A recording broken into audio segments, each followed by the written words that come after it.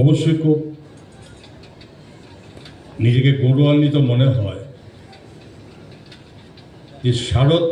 এই গৌরব সম্মাননা এই উৎসব তখনই হয় বা যারা যে সংস্থা যারা এটাকে যারা আয়োজন করেন এটা তখনই সম্ভব হয় যদি সুস্থ স্বাভাবিক শান্তিপ্রিয় এবং এর মাধ্যমে এই ধরনের অনুষ্ঠানগুলো যখন সম্পূর্ণতা আসে। রাজ্যের বিভিন্ন আগরতলা তো বা উদয়পুরও অন্যান্য অনেক সংস্থা সরকারিভাবে